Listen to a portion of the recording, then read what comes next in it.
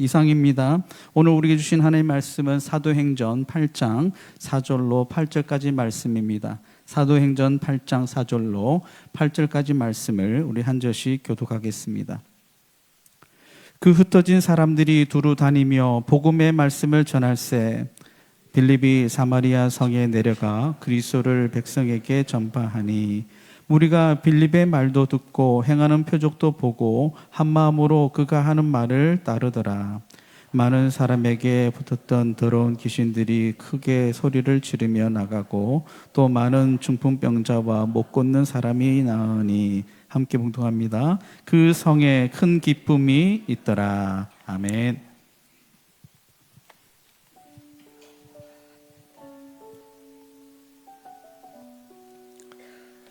할렐루야. 오늘 주일 예배 오신 우리 성도님들 축복합니다. 잘 오셨습니다. 우리 서로를 향해서 한번 격려하시면서 오늘 잘 오셨습니다. 축복합니다. 성도의 교제 나누겠습니다. 앞뒤 좌우에 계신 분들에게 좀 한번 축복해 주시고요.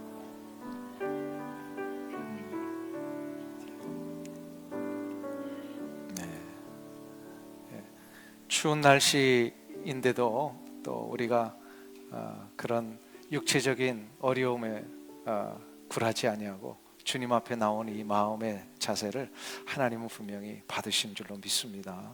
네, 요즘 날씨가 많이 아침에 추워서 감기 환자들이 많으신데요. 감기야 물러거라 우리 하시면서 한번 우리 힘을 다하여 이겨내시는 귀한 은혜가 있기를 간절히 소망합니다.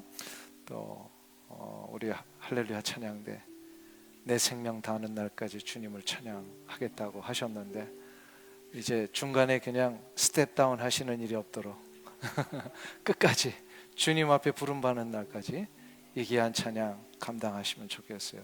찬양을 하는 한 우리의 생명을 붙들어 주셔요. 아멘. 예, 하나님께서 우리 모두가 이 찬양의 삶을 살기를 원하십니다. 오늘 함께 나눌 말씀의 제목은 사마리아에 전파된 복음입니다. 예루살렘 교회에 불어닥쳤던 이 큰 박해로 인해서 사도를 제외한 대부분의 성도들이 흩어지게 되었습니다. 지난 시간에 우리가 이걸 살펴보았듯이 핍박 때문에 흩어졌지만 하나님은 이 놀라운 핍박의 현장 속에 복음의 확산을 이루게 하셨습니다. 4절에 보면 흩어진 사람들이 두루 다니며 복음의 말씀을 전할세 이렇게 되어 있어요. 그러니까 흩어졌지만 핍박으로 흩어졌지만 그러나 예수님은 이거를 복음의 기회로 바꾸셨다라는 겁니다.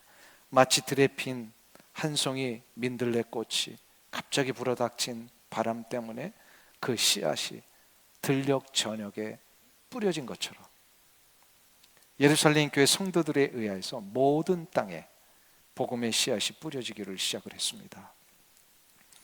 오늘 본문은 그 복음의 씨앗이 한 구체적인 지역에 뿌려졌음을 소개하고 있습니다. 바로 사마리아 땅입니다.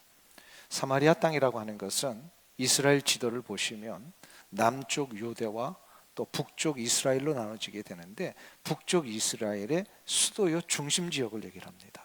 그러니까 북쪽 지역에 이렇게 뿌려졌다는 얘기죠. 이 사마리아 성에 뿌려진 이 놀라운 역사, 근데 이 일을 누가 감당했느냐 하면 예루살렘 교회 7명의 일꾼 중에 그 위대한 순교자 스데반에 이어서 빌립이라고 하는 이 7명 중에 한 명이었던 일꾼이 이 사마리아 성의 복음을 전하기를 시작을 했습니다. 과연 성경은 이 복음의 확산을 통하여서 우리에게 가르쳐 주시려고 하는 것이 뭘까? 이거를 오늘 우리가 한 3가지로 나눠서 살펴보려고 합니다. 첫째로 왜 복음의 확산, 첫 확산이 사마리아에서 시작된 것인가입니다. 복음이 여러 곳으로 나갈 수도 있는데 왜 첫 확산이 사마리아인가? 그것은 사도행전 1장 8절 때문입니다. 예수님께서 승천하시기 전에 남겨진 무리들에게, 제자들과 함께 무리들에게 그 놀라우신 말씀을 부탁하셨죠. 오직 성령이 너희에게 임하시면 너희가 권능을 받고 예루살렘과 온 유대와 사마리아와 땅끝까지 이르러 내 증인이 되리라 하시니라. 예수님께서는 복음이 예루살렘을 넘어서 온 땅에 확산되어야 할 것을 부탁하신 겁니다. 그 말씀대로 드디어 예루살렘에만 머물러 있었던 복음이 지금 유대와 사마리아 지역으로 퍼져가기를 시작을 했다는 거예요. 이것은 이사야 49장 6절의 말씀의 성취이기도 합니다. 우리 이사야 49장 6절은 하나님께서 이스라엘 백성들을 통하여 저 열방 가운데 복음을 전하는데 이스라엘을 어떻게 쓰실 것인가, 이거를 가르쳐 주시는 말씀이거든요. 우리 같이 한 목소리 읽겠습니다. 그가 이르시되 내가 나의 종이 되어 야곱의 지파들을 일으키며 이스라엘 중에 보존된 자를 돌아오게 할 것은 매우 쉬운 일이라. 내가 또 너를 이방의 빛으로 삼아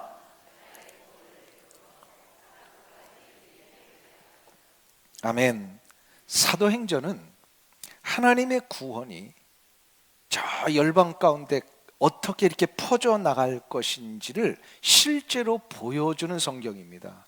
그러니까 이사야 49장 6절에 나왔던 600년 전에 예언되어졌던 이 놀라운 역사가 드디어 사도행전에 와서 어떻게 이것이 실현되고 있는지를 보여주고 있더라는 거죠. 이에 따라 사도행전은 예수님의 말씀의 명령대로 이 세 가지 지역으로 구별돼서 복음이 확산되는 거예요. 그 첫 번째가 뭐냐면 예루살렘인데 1장부터 7장까지가 예루살렘에 어떻게 복음이 확산되었나, 이거를 보여줬어요. 우리가 지난 시간까지 살펴본 거죠. 근데 두 번째 지역이 어디냐면 유대와 사마리아입니다. 이 유대와 사마리아 지역을 어떻게 복음을 들고 나갔는가, 이것이 바로 8장부터 12장까지의 내용이에요. 그리고 마지막 세 번째 지역이 어디죠? 온 땅입니다. 대답을 좀 해주세요. 온 땅은 세 번째 단계인데 이것이 바로 사도행전 13장부터 28장 마지막까지 어떻게 이것이 이루어지게 됐느냐. 그래서 사도행전은 예수님의 사도행전 1장 8절의 말씀대로 이것이 착착착착 전진해 나가고 있는 것을 전체적으로 이렇게 보여주고 있습니다. 근데 여기서 중요한 것이 하나가 있어요. 예루살렘의 복음화가 다 끝나고, 다시 말해서 1단계 복음화가 끝나고 이게 완전히 다 끝난 다음에 2단계 유대와 사마리아로 복음이 확산된 것이 아니라는 거예요. 예루살렘에 여전히 불신자들이 남아 있었어요. 7장까지 예루살렘 복음화에 대한 내용이었는데 여전히 예루살렘에는 예수를 안 믿는 사람이 더 많았어요. 그런데도 불구하고 주님께서는 강권적으로 그 복음의 씨앗을 예루살렘을 넘어 유대 땅 전체와 사마리아 땅으로 퍼져나가게 하셨더라는 겁니다. 이게 굉장히 중요한 부분이에요. 그렇다면 이 시대를 살고 있는 우리는 어떻게 해야 하는가입니다. 어떤 이들은 이런 주장을 해요. 내 가정도 아직 구원을 시키지 못했는데 누구를 이렇게 전도하러 나가겠습니까? 하는 말을 할까요? 안 할까요? 많이 합니다. 전도하라고 하면 핑계대는 첫 번째 핑계가 이거예요. 아유, 내 가족도 구원 못 시켰는데 뭘 전도하러 갑니까? 내가 살고 있는 이 마을도 내가 한 번도 전도하지 못했는데 뭐 어디 저 멀리 가가지고 전도하고 선교하라고 합니까? 이렇게 생각하는 분들이 있어요. 이거 맞는 얘기일까요? 틀리는 얘기일까요? 맞아요, 틀려요. 잘 모르겠어요? 다시 설명을 처음부터 다시 해야 돼요. 사도행전에 나오는 예루살렘이라고 하는 1단계 전도, 그리고 유대와 사마리아, 그러니까 이스라엘 전체를 얘기하는 거예요. 이스라엘 전체를 향한 2단계 전도, 그리고 저 땅 끝까지 이르는 이 3단계 전도를 사도행전에서는요 1단계가 완료되고 나면 2단계로 나아가라고 하는 뜻이 아니었습니다. 복음하라고 하는 것은 그 단계별로 100% 구원시킨 다음에 그 다음 단계로 나가라는 것이 복음화가 아닙니다. 복음화라고 하는 것은 복음이 전혀 뿌려지지 않았던 곳에 복음의 씨앗을 뿌리며 나아가는 무빙을 얘기하는 거예요. 계속해서 그냥 움직여 나가라는 거예요. 자, 그러니까 이것을 염두에 두시고 질문을 다시 할 테니까 대답을 해보세요. 이 시대를 살고 있는 우리, 그리고 우리가 살고 있는 이 땅은 1단계입니까? 2단계입니까? 3단계입니까? 그럴 줄 알았어요. 다 잘 생각을 하셔야 돼요. 우리가 과연 예루살렘인가? 아니면 우리는 유대와 사마리아인가? 아니면 우리는 땅끝인가? 라고 생각하는 것 자체가 사도행전을 잘못 이해한 거라는 거예요. 왜냐하면 사도행전은 이제 28장으로 모든 지역이 다 땅끝이 된 거예요. 그래서 모든 단계에 동시에 이제 복음화를 위하여 나가야 합니다. 사도행전의 모든 기록이 완료된 후에는 예루살렘과 또 유대 땅, 사마리아 땅과 그리고 온 열방 가운데 복음이 동시에 이루어져야 합니다. 그러니까 우리로 말하면 웨스트민스터와 오렌지 카운티와 캘리포니아와 저 열방을 향하여 동시에 복음을 전해야 된다는 거예요. 아멘. 그러니까 내 가정도 전도하는 게 맞고요. 그리고 내 이웃을 전도하는 것도 맞는 얘기예요. 그리고 열방 가운데 복음을 전하기 위해 나가는 일도 맞는 이야기입니다. 저 사람은 맨날 해외 선교만 나간다 하는데 자기 가정은 구원도 못 시키고, 그런 얘기하면 된다 안 된다? 안 된다는 거예요. 어떤 경우에는요, 내 가정도 구원을 못 시키는데 자꾸 복음의 역사를 위해 나가라고 하는 경우가 있어요. 예수님의 형제들이 언제 구원받았어요? 예수님의 형제들이 언제 예수님을 믿었어요? 예수님 공생의 기간 동안에 안 믿었어요. 결국은 예수님이 십자가에 달려 돌아가시고 부활하신 이후에 그 대표적인 동생이 야고보잖아요.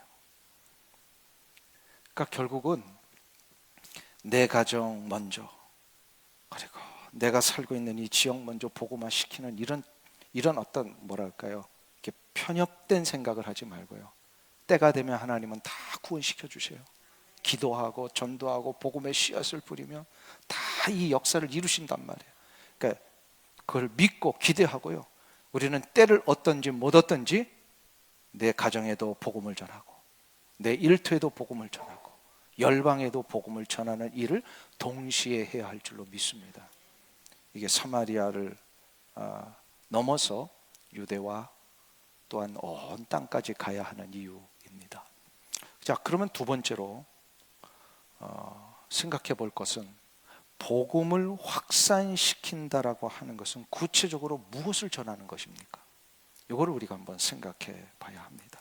오늘 4절, 5절이 그걸 이야기해 주고 있습니다. 다 같이 우리 본문의 말씀 4절과 5절을 함께 봉독합니다. 그 흩어진 사람들이 두루 다니며 복음의 말씀을 전할새 빌립이 사마리아 성에 내려가 그리스도를 백성에게 전파하니. 4절에서는 흩어진 사람들이 뭘 전했다 그랬어요? 복음의 말씀을 전했다 그랬어요. 그런데 구체적으로 사마리아 성에 빌립은 뭘 전했다 그랬어요? 그리스도를 전했다 그랬어요. 이거 다른 건가요? 아니에요. 이거는 같은 말이라는 뜻이에요. 다시 말해서 복음의 말씀을 전하는 것과 그리스도를 전하는 것이 같은 뜻이라는 거예요. 왜 이게 같은 겁니까? 복음의 말씀을 전하는 것과 그리스도를 전하는 게 왜 같은 말이에요? 복음이라고 하는 뜻을 우리가 잘 새겨봐야 합니다. 복음은 무슨 뜻이에요? 복음, 복된 소식, 좋은 소식, 기쁜 소식입니다. 그러면 그 복된 소식이 무슨 소식이에요? 뭐가 복된 소식이에요? 예수 그리스도께서 십자가에 죽으시고 부활하심으로 우리의 죄가 해결되었다라는 거. 그리고 죄가 해결되는 순간부터 그 예수님을 맞이한 모든 인생들은요, 갇혀있던 삶에서 해방을 얻게 되었고, 눌려있던 삶에서 자유함을 얻게 됩니다. 죄는 우리의 인생의 족쇄와 같은 것이었어요. 묶여 있었던 거예요. 근데 죄가 풀려지니까 어떻게 돼요? 우리가 드디어 족쇄에서 풀려난 거예요. 자유함을 얻게 된 거예요. 해방을 맛본 거예요. 믿으십니까? 그래서 이사야 53장 5절에 의하면 이 해방의 능력, 풀려난 능력, 자유함의 능력이 구체적으로 어떻게 나타나는지를 예언하셨어요. 그 유명한 이사야 53장 5절 말씀 같이 읽겠습니다.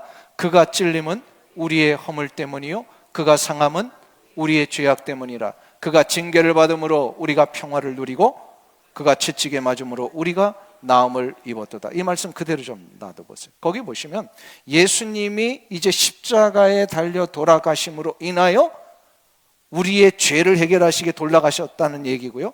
그러므로 우리가 첫 번째로 뭘 누리게 되었어요? 평화를 누리게 되었어요. 평화라고 하는 것은 절망이라고 하는 이 죄 때문에 우리가 갇혀 있었던 삶에서 해방되었다는 거예요. 절망의 족쇄에서 드디어 우리가 해방을 맛보니까 평화를 누리게 되었어요. 근데 두 번째 우리에게 나타나는 능력이 뭐예요? 나음을 받았도다. 이건 육체의 나음, 뭐 어떤 정신적인 나음 뭐 다 포함하는 얘기예요. 나음이라고 하는 것은 육체의 아픔과 고통으로부터 갇혀 있었던 우리가 이제 나았다. 이건 자유를 얻게 되었다는 거예요. 고통으로부터 자유를 얻었어요. 병으로부터 자유를 얻었어요. 정신적인 고뇌로부터 자유를 얻었어요. 믿으십니까? 예수 그리스도의 십자가의 능력으로 우리가 죄의 문제가 해결되니까 자유와 해방을 얻게 되었다. 지금 예수 그리스도의 이름을 선포하고 예수 그리스도를 선포하니까, 이 복음을 선포하니까 사마리아 성에 이 능력이 나타난 거예요. 사마리아 성에. 오늘 본문 6절과 7절을 보세요. 같이 한 목소리로 봉독하겠습니다. 무리가 빌립의 말도 듣고 행하는 표적도 보고 한 마음으로 그가 하는 말을 따르더라. 많은 사람에게 붙었던 더러운 귀신들이 크게 소리를 지르며 나가고 또 많은 중풍병자와 못 걷는 사람이 나으니. 예수 그리스도가 선포되니까 귀신이 쫓겨나고 병든 자가 고침을 받는 역사가 일어났습니다. 이게 자유와 해방의 증거예요. 예수 그리스도가 선포된다라고 하는 것은 곧 예수님의 이름이 선포된다라고 하는 말과 똑같은 거예요. 그러니까 예수님의 이름은 예수님입니다. 예수님의 능력입니다. 이것은 사도행전 전반에 흐르는 아주 중요한 주제 중에 하나예요. 그래서 사도행전 초반에 나타났던 처음에 이 병고침의 역사 중에 하나가 사도 베드로가 성전 미문에 앉아있던 안진뱅이를 향하여서 고쳐줄 때 어떻게 선언하죠? 은과 금은 내게 없지만 내게 있는 것으로 너에게 주노니 곧 나사렛 예수 그리스도의 이름으로 일어나거라. 이름으로 일어나거라. 예수님의 이름을 선언을 했어요. 이게 바로 예수님을 선언한 것이고 예수님의 놀라운 구원의 역사를 선언한 것이에요. 그러니까 고침을 받잖아요. 병으로 장애로 한평생 살았던 갇혀있던 인생이 자유함을 얻었잖아요. 이것을 주님은 이미 공생의 기간 중에 가르쳐 주셨댔어요. 하루는 주님이 70명의 제자들을 파송하시면서 복음의 역사를 위해 나가라 그러면서 저들에게 예수님의 이름의 권세를 부여해 주십니다. 근데 저들이 진짜로 파송받아가지고요 나가서 예수님의 이름으로 막 선언을 하니까 병고침이 일어나고 귀신이 쫓겨나고, 이거를 제일 놀란 사람들이 누구라고요? 자기들이에요. 그렇게 될 줄 몰랐거든. 근데 예수님의 이름을 붙들고 나가서 선언을 하니까 병고침이 막 일어나고 귀신이 쫓겨나니까 돌아와가지고요 이들이 막 기뻐하면서 주님 앞에 이렇게 보고를 합니다. 누가복음 10장 17절인데요 우리 다 같이 한 목소리로 봉독합니다. 70인이 기뻐하며 돌아와 이르되 주여 주의 이름이면 귀신들도 우리에게 항복하더이다. 할렐루야. 예수 그리스도의 이름은 바로 예수 그리스도의 능력입니다. 이게 사도행전의 아주 중요한 주제예요. 예수님을 전하는 곳에는 바로 그래서 예수님의 능력이 나타납니다. 무슨 능력이라고요? 묶여있던 인생의 해방을 얻는 역사, 갇혀있던 자가 자유함을 얻는 역사, 억눌렸던 인생이 새로운 소망의 빛으로 나아가는 역사가 일어난다는 거예요. 예수님이 공생애를 시작하셨을 때에 회당에서 첫 설교를 하십니다. 근데 첫 설교를 하실 때 구약의 율법책을 가져다가 읽으시면서 설교를 시작을 하시는데 이런 선포를 하셨어요. 누가복음 4장 18절과 19절 말씀인데요, 우리 유명한 말씀이니까 같이 한번 읽겠습니다.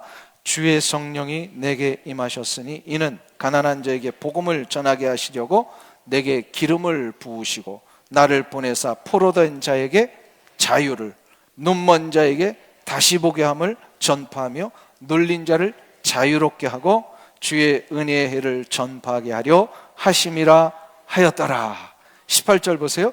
예수 그리스도께서 오심으로 인하여 그 예수님을 믿는 자마다 포로된 자에게 뭐가 일어난다고요?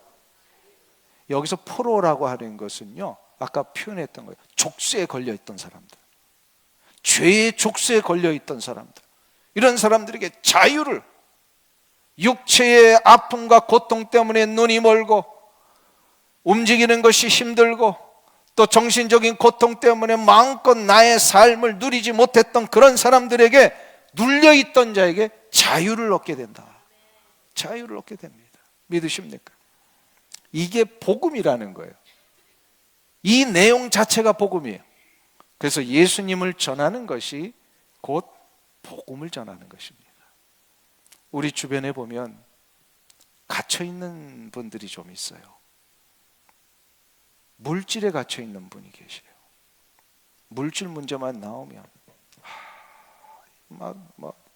생각과 결정이 막 흔들리고요. 그런 분들이 있어요. 어떤 분은 피해의식에 갇혀있는 분이 계세요.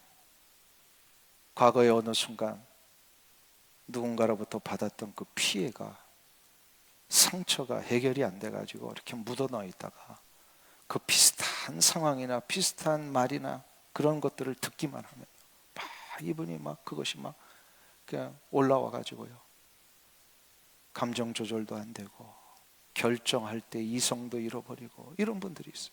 그럼 누군가를 늘 의심하고, 이게 피의식이에요. 여기에 갇혀 있는 분이 계셔요. 어떤 분은 이루지 못한 꿈 때문에 이거 한번 이뤄보려고 했는데 이게 안 되니까 그냥 이것 때문에 막 바들바들 떨면서 거기에 그냥 노예로 사는 사람이 있습니다. 근데 이런 문제를 단 한 번에 해결하는 길이 주어져 있다는 거예요. 뭐라고요?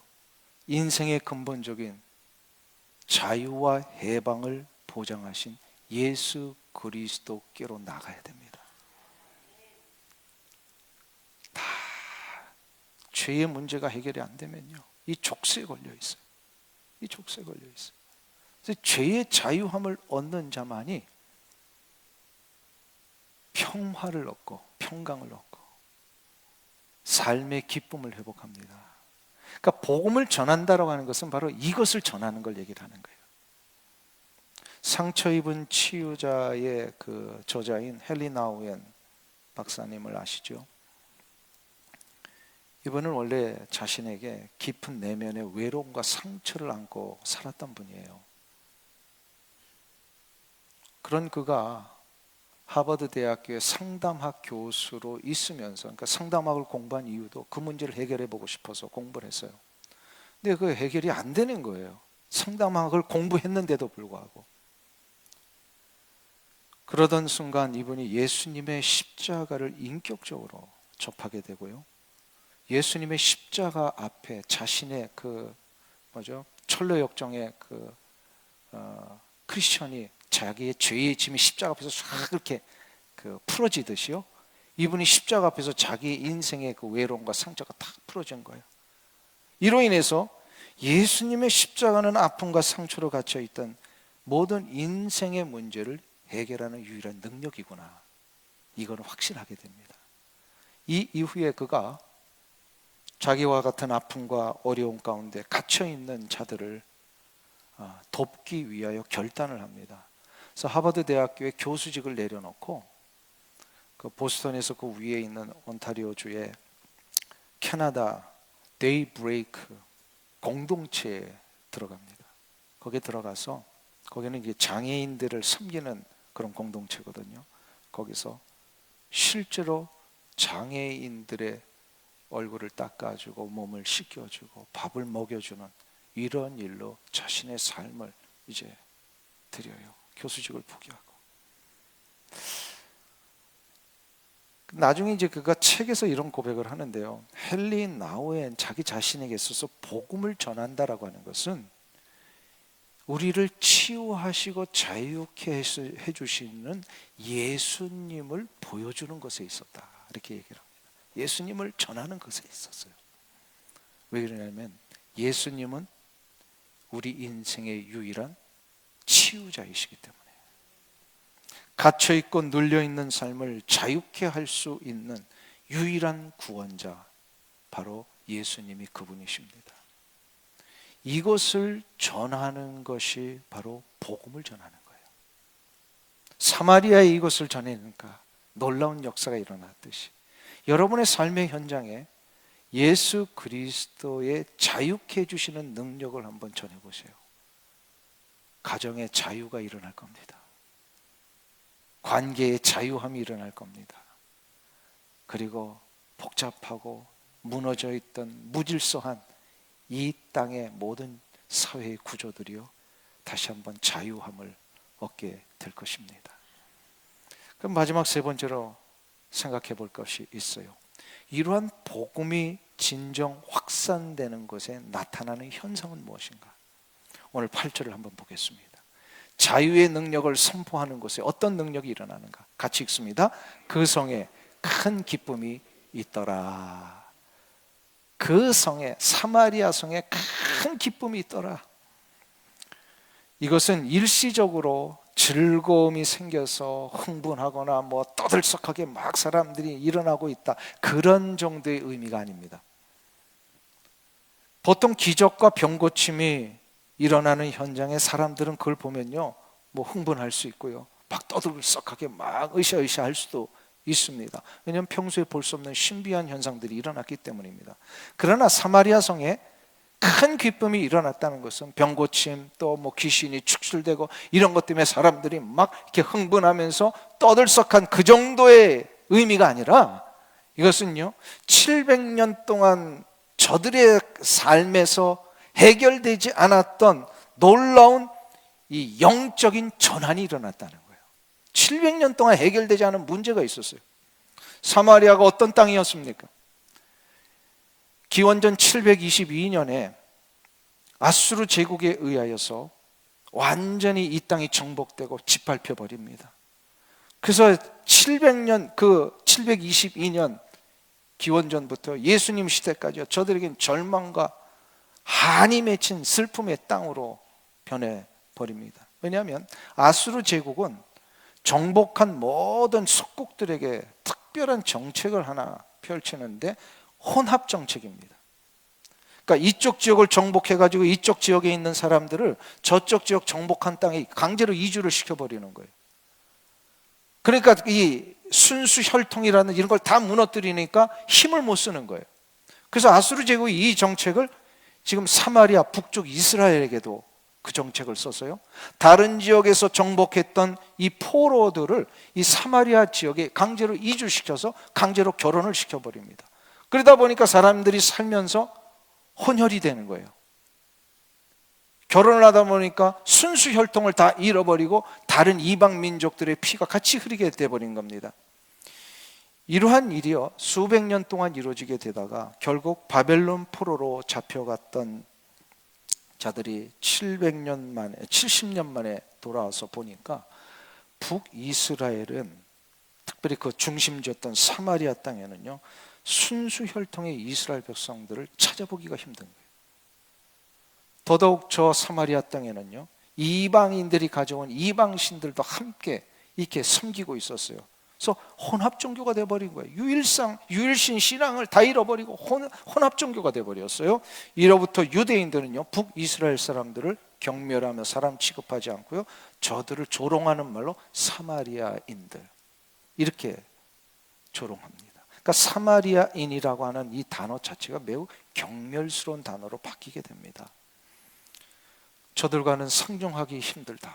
그러면서 이 남쪽 유다에 있는 사람들이 저 북쪽으로 뭔가 일을 위하여 올라갈 때는요, 사마리아 땅을요 우회해서 그 땅을 밟지도 않겠다고 합니다. 그게 얼마나 모욕스러운 일입니까? 이것이 700년 동안 사마리아 사람들에 맺혀 있는 거예요. 한이 맺혀 있었어요. 서름이 있었어요. 더 심각한 것은 이렇게 자기들을 취급하는 저 남쪽의 유다 사람들에 대한 분노와 미움이 해결되지 않고 있었어요. 그런데 오늘 본문에 의하면 8절에 그런 사마리아 성에 뭐가 일어났다고요? 큰 기쁨이 일어난 거예요. 이 기쁨은 일시적으로 뭔가 신비한 현상 때문에 막 왁자지껄하는 감정적인 기쁨이 아니에요.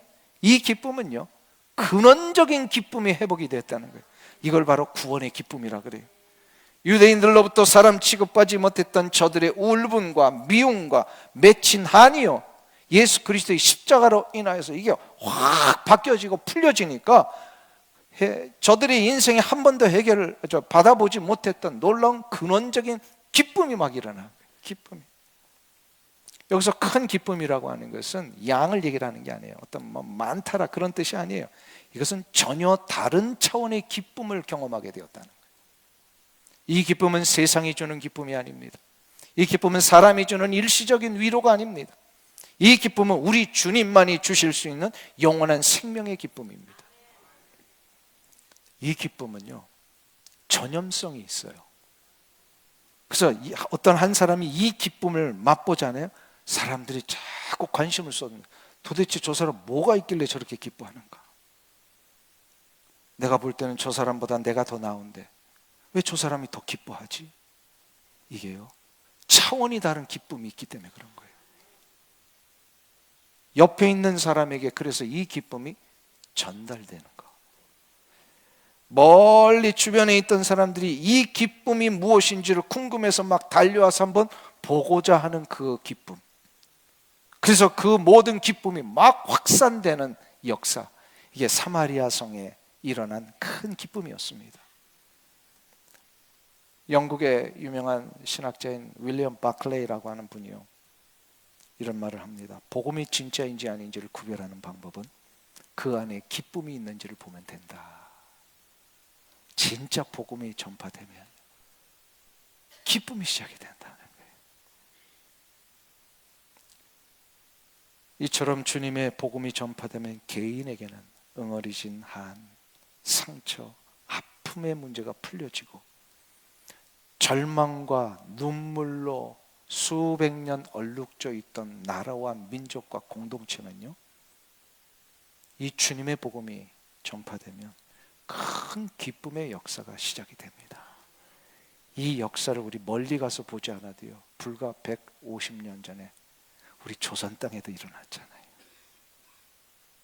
2조 500년 동안 지치고 상처받고 다 착취당하고 찢겨있던 서민들과 여인들과 어린아이들의 마음속에 복음이 시작이 되니까 어떤 일이 일어납니까? 여인들이 살아났어요. 서민과 천민들이요, 인간 대접을 받는 것을 처음 경험하면서요, 한 번도 경험해보지 못했던 큰 기쁨이 조선 땅에 일어났어요. 그래서 조선의 놀라운 부흥의 역사가 그래서 시작이 된 거예요. 사랑하는 성도님 여러분, 이게 바로 구원의 능력이고 복음의 현상입니다. 십수년 전에 제가 중국에 단기 선교로 갔을 때에 거기서 북한 출신의 한 군인을 만난 적이 있었습니다. 이분은 북한에서 장교로 복무했던 분이었는데, 그 장교로 북한에서 복무하는 동안에 아마 좀 부정하게 돈을 많이 모았던 것 같아요. 그러니까 힘이 있으니까 막 그런 일을 벌인 걸로 봅니다. 그래서 이분이요, 자기가 군대 이제 제대할 때까지 보니까 어느 정도 이렇게 집안에 돈을 많이 쌓아놓았던 것 같아요. 그걸 보면서 늘 이런 마음을 가졌대요. 이 정도면 제대 후에도 잘 먹고 살 수 있겠지. 그런 생각을 했습니다. 그런데 어느 누구가 자기의 인생을 장담할 수 있는 사람이 있을까요? 없을까요? 없어요. 제대할 즈음에 김정일이가 이제 죽고 아들 김정은이가 이제 최고 지도자가 되잖아요. 김정은이 최고 지도자가 되면서 첫 번째로 했던 게 화폐 개혁이었답니다. 하루아침에 자기 집안에 이게 지폐를 이만큼 쌓아놨는데 그게 다 휴지 조각이 돼버린 거예요. 부정한 돈을 모았으면 그거 뭐 억울해하면 안 되잖아요. 그런데 이분은 그걸 그렇게 억울하더라는 거예요. 하늘이 무너지는 것 같더래요. 이 울분 때문에 수개월을 신세 한탄만 하고 바닥에 그냥 막 내려가 가지고 인생의 바닥을 헤매고 있다가 수개월 만에 겨우 정신 차려서 이러면 죽겠다 싶어 가지고요, 다시 돈에 대한 욕심이 생기는 거예요, 이분이. 그래서 중국에 돈 벌러 나왔습니다. 이 돈의 노예가 되니까 그렇게 되는 것 같아요. 중국에 돈을 벌러 나왔는데 그만 이 사람이 돈 얼마 벌지도 못했는데 덜커덕 선교사님을 만나게 된 거예요, 중국에서. 그러니까 선교사님 만나는 게 인생의 이 큰 전환점입니다. 선교사님이 이 사람의 첫 인상을 우리들에게 전해주시는데 나이는 40대인데 얼굴은 60대 후반이었습니다. 그러더라고요. 그만큼 쩔어있고 울분과 이 자책과 뭐 이런 가슴에 해결이 안 되는 이 응어리 것이요, 얼굴로 그대로 나타나요. 근데 이분이 선교사님을 만나서 성경 공부를 시작을 했어요. 성경 공부를 하다가